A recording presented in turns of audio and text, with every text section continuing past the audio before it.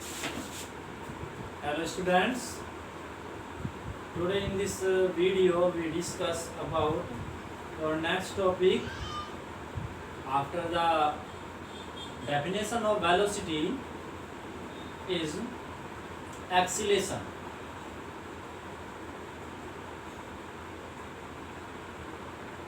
Before define the acceleration, first of all we define another definition which is very important to understand the acceleration. Okay क्योंकि हम यहाँ पर क्या करेंगे 9th class में कुछ स्पेशल पॉइंट्स को ही डिस्कस करेंगे, ठीक है ना। तो उन स्पेशल पॉइंट्स को जब डिस्कस करेंगे तो उनके बारे में हमें पता होना चाहिए कि हम कौन कौन सी कैटेगराइज में यहाँ डिस्कस करेंगे, ठीक है। तो पहले उसी कैटेगरी को डिफाइन करते हैं और उससे आपकी कुछ वर्ड्स है जो जिनका आपको मीनिंग भी पता चलेगा, जो एनसीईआरटी में दिए भी गए हैं। तो यहाँ पर हम बात करेंगे यूनिफॉर्म। तो यहाँ पर हम बात करते हैं यूनिफॉर्म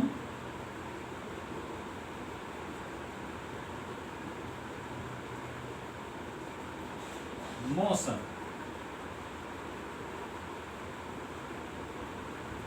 देखिए यहाँ पर हम बात करेंगे यूनिफॉर्म मोशन की। जब हम बात करते हैं यूनिफॉर्म मींस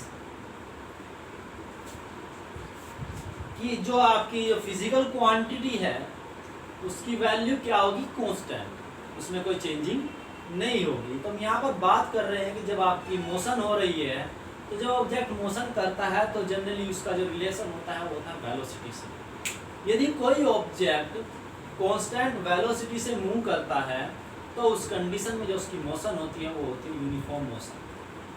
क्लियर है ना। और यदि उसकी वेलोसिटी टाइम के साथ चेंज कर रही है कि इस टाइम इंटरवल में कुछ है, इस टाइम इंटरवल में कुछ हो, इस टाइम इंटरवल में कुछ हो, तो वो मोशन कहलाती है आपकी नॉन यूनिफॉर्म मोशन। अब इसमें कुछ पॉइंट्स है। जैसे बात की जाए कि जो वेलोसिटी है, मैंने आपको बताया कि एक वेक्टर क्वांटिटी है। तो जब ये एक वेक्टर क्वांटिटी है तो इसका मतलब ये हुआ कि इसके पास डायरेक्शन और मैग्नीट्यूड दोनों होंगे।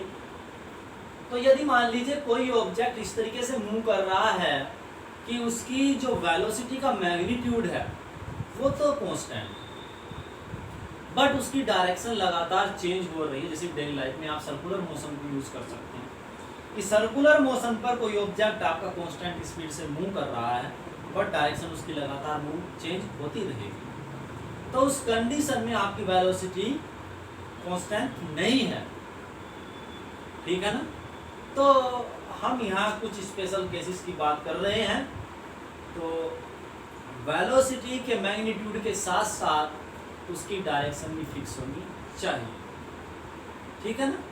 तो यहाँ पर इस बात का ध्यान रखें कि यूनिफॉर्म मोशन मींस जो आपकी वेलोसिटी है वो आपकी क्या होगी, कांस्टेंट। और इसका मीनिंग होगा मैग्नीट्यूड आपका फिक्स्ड होगा विद रेस्पेक्ट टू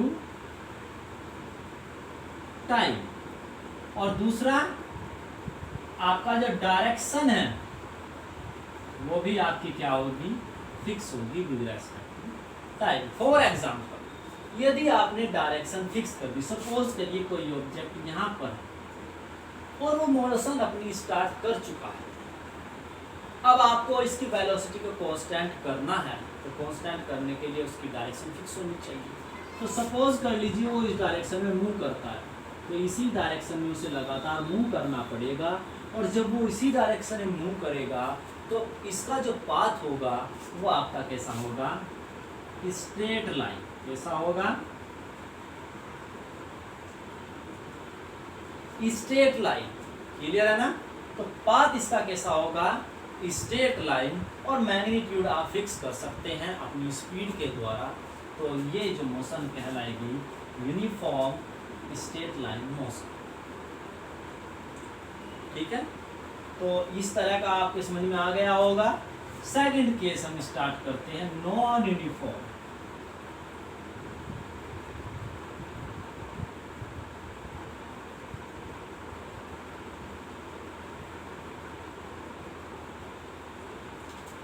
तो यहां पर हम सिंपली कह सकते हैं कि जो वेलोसिटी होगी वो आपकी कांस्टेंट नहीं होगी, दैट मीन्स वो आपकी क्या होगी, वेरिएबल होगी, वेरीज विद टाइम। वो टाइम के साथ आपकी क्या करेगी, वेरी करेगी। तो ऐसी मोशन आपकी कहलाएगी नॉन यूनिफॉर्म मोशन। क्लियर है ना यहाँ तक? अब इसके बाद हम इस सिचुएशन पर पहुंच गए हैं कि यहाँ पर इसकी जो वेलोसिटी है वह टाइम के साथ वेरी कर रही है। तो जब वेलोसिटी टाइम के साथ वेरी करती है तो यहाँ पर कुछ वर्ड्स हैं जिन्हें आप याद रखोगे। If velocity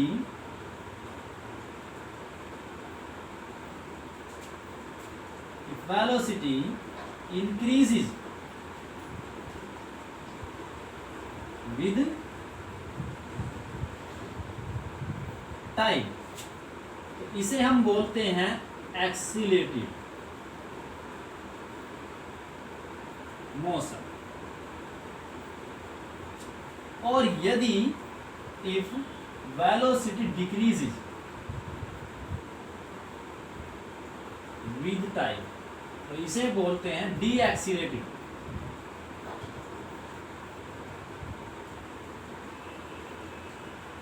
motion, deaccelerated motion. तो ये कहलाती है डी एक्सीलरेटेड मोशन। ठीक है ना? तो अब इसमें भी uniform accelerated motion, non uniform accelerated motion होती है। तो सिमिलरली यदि आपका एक्सीलेशन कांस्टेंट है विद रेस्पेक्ट टू टाइम तो वो कहलाती है यूनिफॉर्म एक्सीलरेटेड मोशन। और यदि आपका एक्सीलेशन टाइम के रेस्पेक्ट में कांस्टेंट नहीं है तो वो कहलाती है आपकी non uniform accelerated motion. Clear है ना? तो ये सभी पॉइंट्स आपको क्लियर हो गए होंगे। तो बेसिक टर्म्स आपको बताई गई, आपको ज़्यादा डीप में जाने की ज़रूरत नहीं है। तो अब हम स्टार्ट करेंगे अपना मेन कंसेप्ट। तो मैं एक दो डेफिनेशन आपको लिखवा देता हूँ इसमें, तो उन डेफिनेशंस को नोट कर लीजिएगा।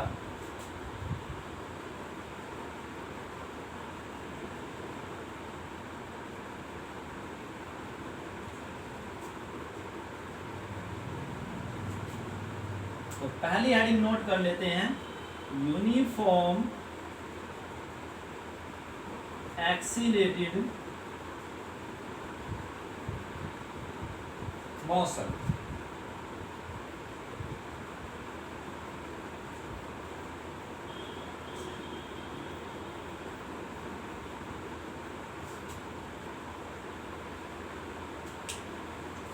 तो अब यहां पर देखिए क्या डेफिनेशन है। If the change in velocity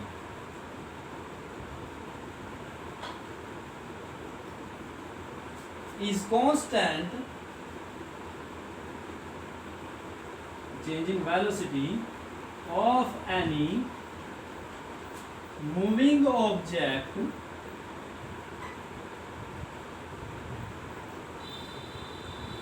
is constant with respect to time, then this type of motion is known as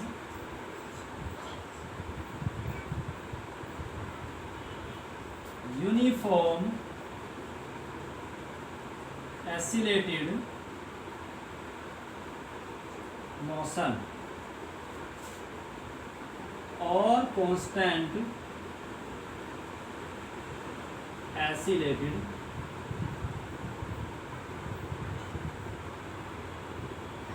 motion. Clear है ना? Otherwise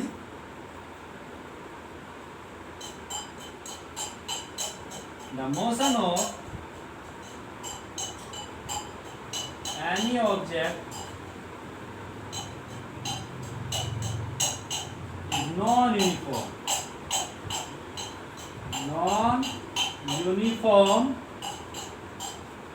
accelerated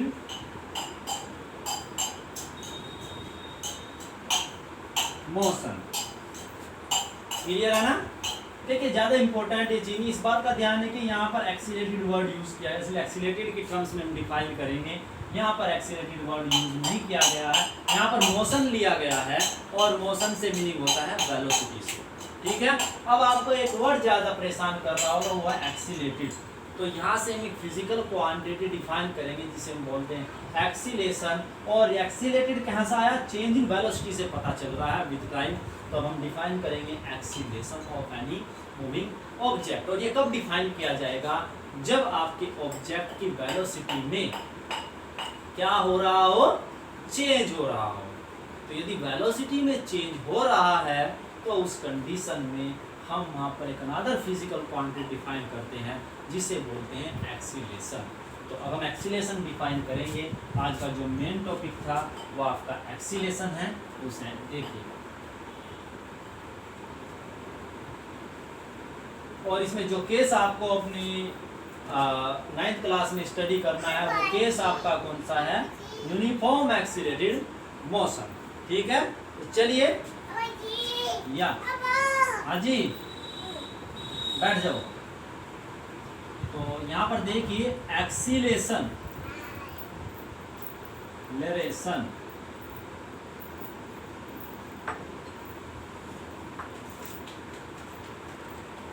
if the velocity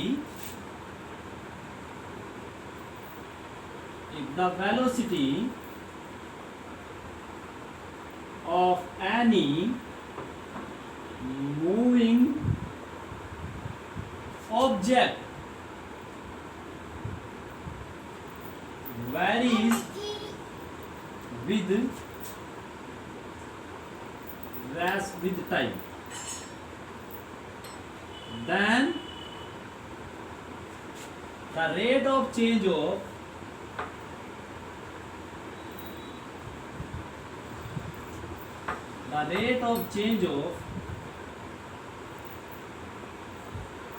velocity with respect to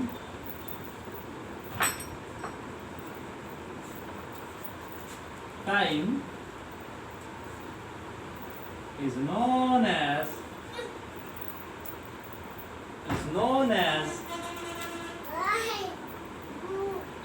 acceleration.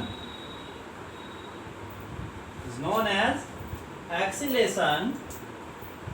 It is denoted by small a. Okay. Suppose at any time, suppose any object is moving along a straight line,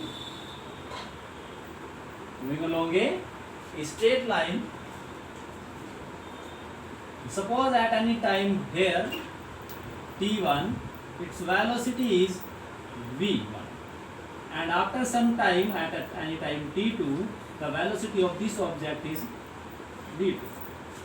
And you know very well velocity is a vector quantity, so take here vector. Now you know very well that acceleration of any moving object is defined as the rate of change of velocity with respect to time, that is v2 minus v1 divided by t2 minus t1. Okay, and both velocities are vector quantities, so we can take here vector, and this term is a vector quantity, और इसे हम क्या से divide कर रहे हैं? Scalar quantity divide कर रहे हैं नंबर से, तो ये भी क्या होगा? एक वेक्टर क्वांटिटी। आप देना चाहो तो ले सकते, अब ये देखिए चेंज है, तो आप इसे ए से भी यूज़ कर सकते हैं। देखिए ए से लेने का मेरा एक मोटिव है, क्योंकि इसी के थ्रू हम नेक्स्ट जो आपकी हेडिंग आर्टिकल होगा, जो इसमें मोस्ट इम्पोर्टेंट है इक्वेशन ऑफ मोशन, उसकी शुरुआत इसी डेफिनेशन से की जाएगी। ठीक है, तो ये तो हो गई डेफिनेशन किसकी, एक्सीलेशन की। और ये जनरल डेफिनेशन है, मैंने आपको बताया था कि ये तो केस हुआ आपका यूनिफॉर्म एक्सीलेशन, एक्सीलरेटरी मोशन का। आपका नॉन यूनिफॉर्म भी हो सकता है कि आपका एक्सीलेशन भी टाइम टू टाइम क्या करे, वैरी करे। तो उस कंडीशन में हम ये जो टर्म्स है वहाँ पर एवरेज की बात करते हैं या इंस्टेंटेनियस वैल्यू की बात करते हैं। तो जैसे वहाँ पर दो वैल्यू आपको डिफाइन की गई थी, एवरेज वैल्यू और इंस्टेंटेनियस, तो वो आपको यहाँ पर सिर्फ और सिर्फ एक डिफाइन कर लीजिएगा, उसकी डेफिनेशन लिख लीजिएगा, इंस्टेंटेनियस।